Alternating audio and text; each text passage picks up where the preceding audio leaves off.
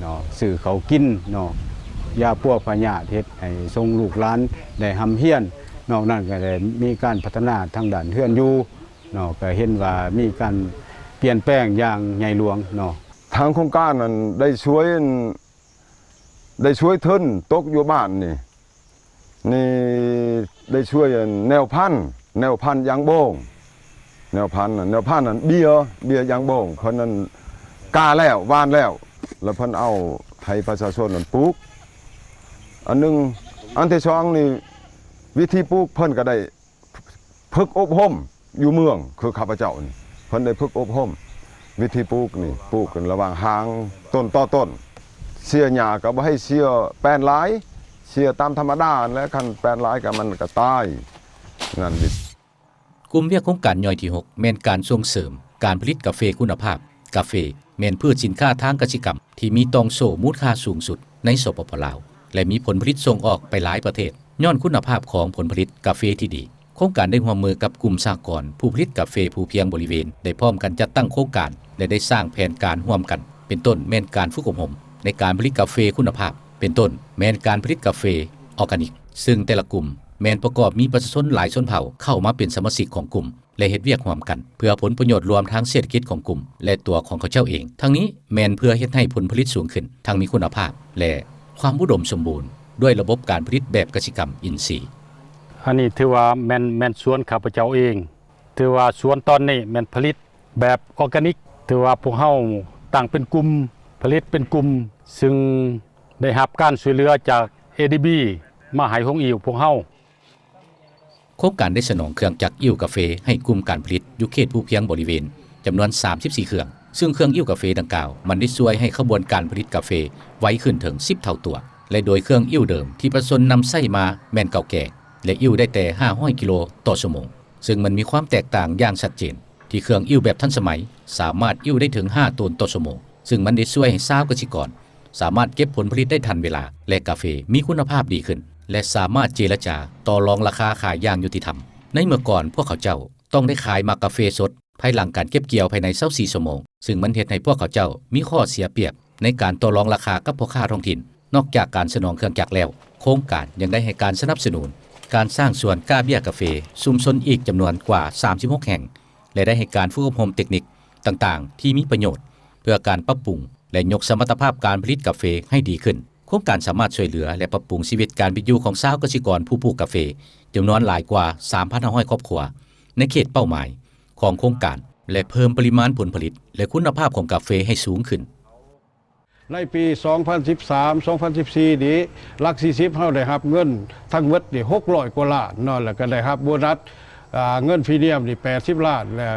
บาทหลักที่10เฮาได้รับตัวจริงนี่40แล้วเบื้องสมาคมเบื้องนั่นเพิ่นเอา40ของนี้แม่นโครงการเพิ่นได้ช่วยเหลือพวกเฮาเนาะในปี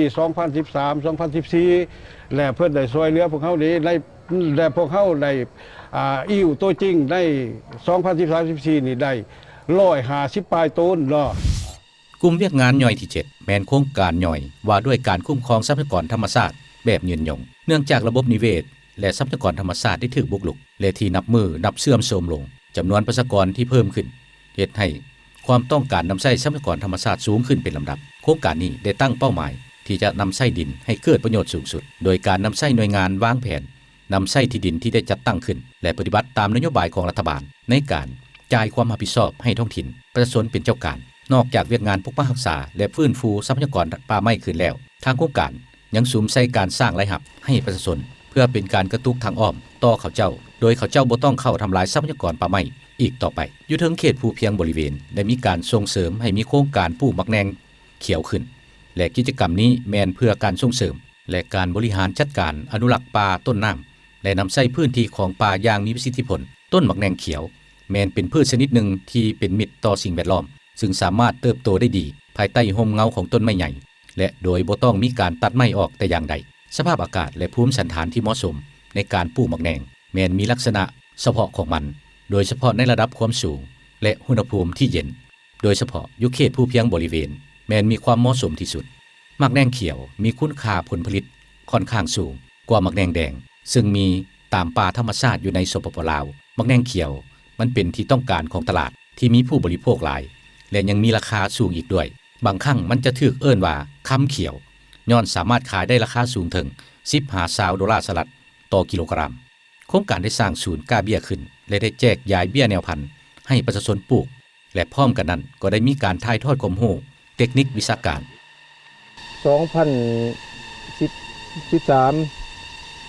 ได้ปลูกบักแนงนำโครงการเพิ่นเห็นดีว่าปลูกเพื่อบ่ให้ทำลายป่าไม้ก็เห็นดีนำเพิ่นได้ปลูกมาในระยะ2 ปีบักแนง3 ปีเขาจึงก็เห็นความเห็นดีเห็นชอบของพรรคของรัฐก็เลยได้หันเปลี่ยนมาปลูกบักแนงเพื่อหันทิศทางเป็นแบบอย่างให้แก่บ้านเมืองเพื่อนำพากันปลูกบักแนงขยายพันธุ์ให้ได้ดี โครงการย่อยอีกอันหนึ่ง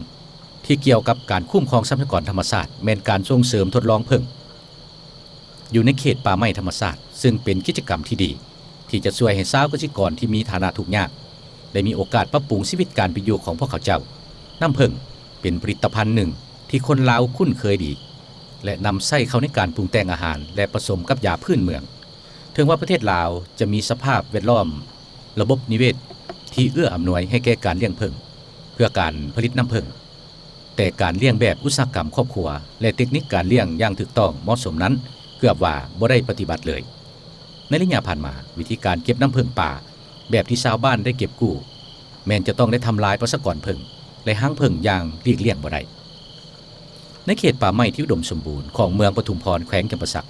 แม้นมีความเหมาะสมในการส่งเสริมการเลี้ยงและสร้างถิ่นฐานให้ผึ้งอาศัยเพื่อเก็บเกี่ยวผลผลิตน้ำผึ้งเพราะมันมีต้นมักจองป่าเป็นจำนวนหลายซึ่งเป็นแหล่งอาหารของผึ้งโครงการได้นำหังผึ้งเข้ามาเลี้ยงจำนวน120หังให้โดยในระยะเริ่มต้นมอบให้แก่10ครอบครัวเลยได้ฝึกอบรมวิธีการเลี้ยงและเบิ่งรักษาผึ้งการสร้างวิธีป้องกันจากศัตรูของผึ้งจากธรรมชาติและวิธีเก็บน้ำผึ้งและการรักษาน้ำผึ้งเพื่อสามารถที่จะเอาน้ำผึ้งไปขายได้แบบมีคุณภาพสูงโครงการได้เอาใจใส่คุณภาพขั้นตอนการผลิตการบรรจุการสร้างยี่ห้อและสร้างจุดเชื่อมต่อให้กับตลาดภายในและมีเป้าหมายขยายการเลี้ยงให้หลายขึ้นและส่งขายออกสู่สากลในอนาคต อันนี้เพื่อการนำผึ้งมาให้เลี้ยงในถ่ายเดือนที่6ถืออยู่ถ้าว่าเอาในช่วงเดือนที่11เดือนที่10ถ่ายเดือนที่10จังจะได้นำผึ้งแล้วสวยนี่มันสวยเบิดทุกแนวแหละนั่นนี่เรื่องนับแต่แก๊สแต่ผึ้งเอานำเข้ามาให้แล้วก็เป็นแป้งเพิ่นก็สวยเรื่องเทคนิควิชาการนี่เพื่อก็เอาวิชาการของเวียดมาสีน้ำผ้ามาสอนให้แต่ก่อนนี่กับปลูกย่างแล้วก็ปลูกมะม่วงหิมพานต์แล้วหลังจากนั้นก็มีโครงการนำเอาผึ้งมาเลี้ยงเฮาก็ได้เลี้ยงเติมหารายได้เพิ่มเติมแล้วก็ผึ้งนี่เฮาก็ปล่อยไปกินตามธรรมชาติเลี้ยงแบบธรรมชาติ ตัวอย่างที่3โครงการย่อยคุ้มครองทรัพยากรธรรมชาติแบบยืนยงที่ประสบผลสำเร็จสูงแม้นโครงการส่งเสริมการปลูกมะม่วงหิมพานต์อยู่ในหลายบ้านอยู่ในเขตเมืองโขงแขวงจำปาสักซึ่งเนื้อที่ดินหลายกว่า500เฮกตาร์ได้จัดสรรให้ประชาชนคุ้มครองนำไส้โดยแบ่งปันที่ดินจำนวน2เฮกตาร์แก่ครอบครัวประชาชนผู้ที่ทุกข์ยากจำนวน250ครอบครัวจาก8หมู่บ้านพร้อมทั้งออกใบยั่งยืนกรรมสิทธิ์นำไส้ที่ดินให้เขาเจ้าโครงการยังสนองฝุ่นอินทรีย์จำนวนกว่า177ตนและสร้างศูนย์กล้าเบี้ยมะม่วงหิมพานต์ให้ชุมชนเป็นผู้ผลิตเบี้ย ข้าพเจ้าแนะนำชาวสวนมะม่วงหิมพานต์เดี๋ยวนี้มีโครงการเพิ่นเข้ามาช่วยเหลือในสวนมะม่วงครอบครัว1-2 เฮกตาร์แต่ก่อนข้าพเจ้าเฮ็ดแต่หน้าเนาะเดี๋ยวนี้สวนมะม่วงมาก็ได้นะครับโครงการนี่เฮ็ดมามีเฮ็ดหน้าแล้วเฮามีอาชีพเสริมเฮ็ดสวนมะม่วงมีรายได้หลายขึ้นหลายอันประกอบกันเด้แต่ก่อนหั่นเฮ็ดหน้าเขาก็พอได้กุมกินเดี๋ยวนี้มันมีอันเสริมขึ้นไปแหละเฮาก็ดีใจทางภาคทางรัฐเพิ่นช่วย โครงการปลูกมะม่วงหิมพานต์สำหรับเมืองข้าพเจ้านี้ แม่นโครงการที่มีประสิทธิผลดีเนื่องจากว่าโครงการดังกล่าวนี้แม่นติดพันกับการวางแผนนำใช้ที่ดินให้เกิดประโยชน์เนาะและอันสองและเมืองของพวกข้าพเจ้านี้ก็เห็นว่าการปลูกม่วงหิมพานต์นี้แม่นจะเอาเป็นปุริมสิทธิ์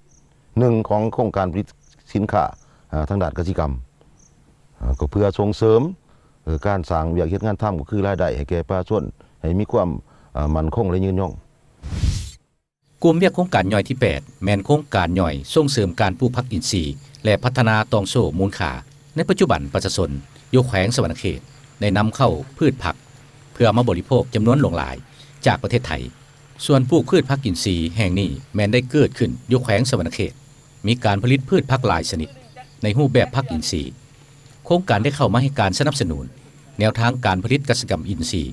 โดยได้ฝึกอบรมเทคนิคในการเฮ็ดฝุ่นหมักฝุ่นบ่มการผลิตยาฆ่าแมงแบบชีวภาพและติดตั้งเฮือนโฮงเฮือนปลูกชาวเกษตรกรสามารถปลูกผักอินทรีย์โดยบ่ใช้ฝุ่นเคมีหรือยาฆ่าแมงไหม้พืชผักของเขาเจ้าเป็นที่ยอมรับด้านคุณภาพและปริมาณการผลิตได้ค่อยๆรับการยกระดับขึ้นเป็นลำดับนอกจากนี้ยังมีการพัฒนาตองโซ่มูลค่าโดยการผลิตปัจจุบันและจำหน่ายน้ำสกัดผักชีวภาพของกลุ่มเพื่อสุขภาพของกลุ่มการผลิตซึ่งได้รับการสนับสนุนจากองค์การจากหลายภาคส่วนเพื่อส่งเสริมให้กลุ่มได้พัฒนาและเรียนรู้เทคนิคหลายด้าน ในนามเป็นหัวหน้ากลุ่มปลูกพืชผักอินทรีย์อยู่บ้านพ้นซิมมีจำนวนสมาชิกทั้งหมด7 ครอบครัว35แห่งงานพวกเฮาได้ทุนสนับสนุนด้านวิชาการและทุนฮ้อนจากโครงการสสคกปของแขวงสวรรณเขตหรือว่าหันเนาะเพิ่นได้ส่งเสริมทางเทคนิคอุปกรณ์เป็นวัตถุสิ่งของต่างๆให้พวกเฮาได้สวมใส่อย่างเพียงพอภายหลังปี 2012 ที่พวกเฮาได้รับโครงการและทุนช่วยเหลือจากโครงการสสคกปหันมาถึงปัจจุบันนี้ก็นับว่าบรรดาสมาชิกภายในและก็ครอบครัวตนเองก็มีชีวิตที่ดีขึ้นมีด้านเทคนิควิชาการใหม่ๆที่มาสำหรับสวมใส่ในการผลิตและสร้างเศรษฐกิจครอบครัวภายในกลุ่มก่อนภายในสวนเฮาดีขึ้นหมดทุกคนกลุ่มเวียกโครงการย่อยที่9เป็นกลุ่มเวียกสุดท้ายซึ่งเอิ้นว่าการส่งเสริมการปลูกพืชเศรษฐกิจตามท่าแห่งนี้แม่นอีกตัวอย่างความสำเร็จหนึ่งที่มีผลสำเร็จเกิดขึ้นอยู่ในหลายโครงเขตเป้าหมายของโครงการกลุ่มชาวเกษตรกรผู้ปลูกพืชเศรษฐกิจเป็นต้นแม่นการปลูกถั่วดินมันด่างและกล้วยโครงการได้ให้การสนับสนุนกลุ่มผลิตโดยการนำใช้เทคนิควิธีการปลูกที่ถูกเทคนิคนอกจากนั้นการปรับปรุงเส้นทางเข้าถึงเขตการผลิตความยาวกว่า15กิโลเมตรในเขตกลุ่มบ้านของโครงการแม้นมันช่วยให้ผลผลิตของชาวเกษตรกรรมได้ถูกขนส่งออกไปอย่างสะดวกสบายนอกนี้โครงการยังได้สร้างเครือข่ายเชื่อมโยงชาวสวนกับกลุ่มผู้ซื้อในท้องถิ่นที่ช่วยให้การกำหนดราคามีความเป็นธรรมขึ้นในกลุ่มของพวกข้าพเจ้าได้เริ่มกิจกรรมจากทางโครงการได้ให้ทุนสนับสนุนในการปลูกหมากถั่วดินมันด่างกล้วยสำหรับอันกลุ่มพวกปลูกกล้วยเนาะก็จะกิจกรรมในการปลูกกล้วยนี่เป็นต้นว่าเฮามีดินแล้วดินแต่ว่าบ่เป็นดินของโครงการดินของเองมีแต่โครงการมาลงทุนให้เนาะพวกกันกลุ่มถั่วดินก็มีดินแล้วแต่โครงการให้ทุนซื้อแนวพันธุ์แกมันได้ไปปฏิบัติกิจกรรมตัวนั้นกลุ่มมันด่างคือกัน